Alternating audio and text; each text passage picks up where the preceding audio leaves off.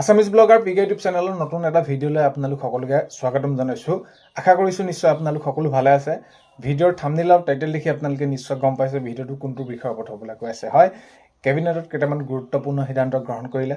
কোনকেইটা সিদ্ধান্ত গ্ৰহণ কৰিলে আজিৰ এই ভিডিঅ'ৰ জৰিয়তে আপোনালোকক যিহেতু জনাবলৈ গৈ আছোঁ, ভিডিঅ'টো আপোনালোকে শেষলৈকে চাব। বহুত বেছি দীঘলীয়া নহয়, শেষলৈকে চাব বুলি আশা কৰিছোঁ। শেষত আপোনালোকে ভিডিঅ'টো চাই আপোনালোকৰ মতামত কমেণ্টৰ জৰিয়তে জনাব। আৰু এইখিনিতে আপোনালোকক এটা অনুৰোধ কৰিম, চেনেলটোলৈ যদি আপোনালোক নতুনকৈ আহিছে, চেনেলটো ছাবস্ক্ৰাইব কৰাৰ লগতে কাষতে থকা বেল আইকনটো প্ৰেছ কৰি অল কৰি থ'ব, যাতে নতুন এটা ভিডিঅ' দিয়াৰ লগে লগে আপোনালোকে আগতীয়াকৈ চাবলৈ পায়। যদি ভিডিঅ'টো চাই ভাল পায়, লাইক এটা কৰি দিব আৰু শ্বেয়াৰ কৰি দিব বুলি আশা কৰিলোঁ। এতিয়া কেবিনেটত কোনসমূহ সিদ্ধান্ত গ্ৰহণ কৰা হয় যে আগন্তুক যিসমূহ কাম কৰিব লগা হয় বা যিসমূহ কাম কৰিব, সেইখিনিৰ ওপৰত ভিত্তি কৰি কেবিনেটত সিদ্ধান্ত গ্ৰহণ কৰে আৰু সেই কামসমূহ কাৰ্যকৰী দিশে আগুৱাই নিবৰ বাবে সিদ্ধান্ত গ্ৰহণ কৰি সেইখিনি আৰু কাৰ্যকৰী যাতে কম দিনৰ ভিতৰত কৰিব পাৰি সেইখিনি সিদ্ধান্ত গ্ৰহণ কৰে। তো বাৰু যি কি নহওক, মই স্ক্ৰীণত আপোনালোকৰ বাবে সেইখিনি লগাই দিম।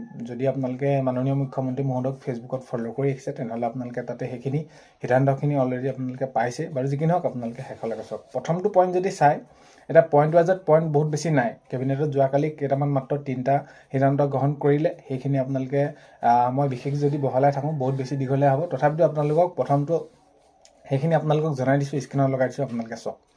তো ভৱিষ্যতব্য অসমৰ পৰিৱেশ বিদ্যাকেন্দ্ৰিক পদক্ষেপ। তো ইয়াত আপোনালোকে পইণ্টটো যদি চাই, কেবিনেটে ডিব্ৰুগড় দিনজানত প্ৰায় 292 কোটি টকাৰ বন্যপ্ৰাণী স্বাস্থ্য আৰু গৱেষণা প্ৰতিষ্ঠানৰ নিৰ্মাণৰ অনুমোদন জনাইছে।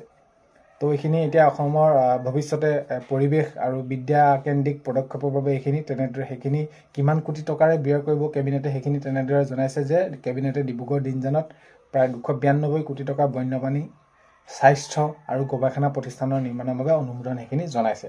তো আগন্তুক সময়ত বহুত বেছি ভাল খবৰ সেইখিনি।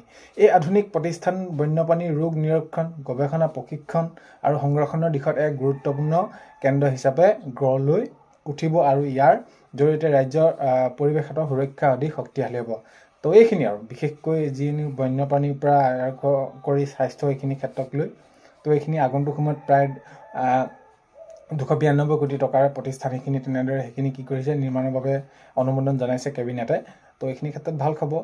তাৰপৰা নেক্সট পইণ্টকেইটা যদি আপোনালোকে চাই, নেক্সট পইণ্টটোত আপোনালোকক মই বহুত বেছি দীঘলীয়া কৰি নাথাকোঁ, আপোনালোকে পইণ্টটো চালে হ'ব। সোণাপুৰৰ তিৰুপতি তিৰুমালা দেৱস্থানৰ বাবে ভূমি আবণ্টন। তো সোণাপুৰৰ তিৰুপতি তিৰুমালা দেৱস্থানৰ বাবে ভূমি আবণ্টন জনাইছে। তাৰ পইণ্টকেইটা আপোনালোকে পঢ়ি ল'ব, মই স্ক্ৰীণত লগাই দিছোঁ। আৰু নেক্সটটো পইণ্ট হৈছে 3 নম্বৰটো একেবাৰে শেষৰটো পইণ্ট হৈছে খিলঞ্জীয়া পৰিয়াললৈ ভূমি আবণ্টন। তাতে খিলঞ্জীয়া পৰিয়ালসকললৈ ভূমি আবণ্টন, তাৰ পইণ্টখিনি মই আপোনালোকৰ স্ক্ৰীণত দি দিছোঁ, সেইখিনি চাই ল'ব। চ' এইখিনি আছিলে বিশেষকৈ এই 3টাই সিদ্ধান্ত গ্ৰহণ কৰিছিলে কেবিনেটত। তো আপোনালোকক এইখিনিয়ে জনালোঁ। ভিডিঅ'টো আপোনালোকে শেষলৈকে চোৱাৰ বাবে বহুতেই বেছি ধন্যবাদ। ভিডিঅ'ৰ আপোনালোকক প্ৰথমতে কোৱাৰ দৰে চেনেলটোলৈ যদি আপোনালোক নতুনকৈ আহিছে, ছাবস্ক্ৰাইব কৰাৰ লগতে কাষত থকা বেল আইকনটো প্ৰেছ কৰি অল কৰি থ'ব, যাতে নতুন এটা ভিডিঅ' দিয়াৰ লগে লগে আপোনালোকে আগতীয়াকৈ চাবলৈ পায়। অন্য এটা ভিডিঅ' এটা লগ পোৱা আশাৰে আজিলৈ বাই।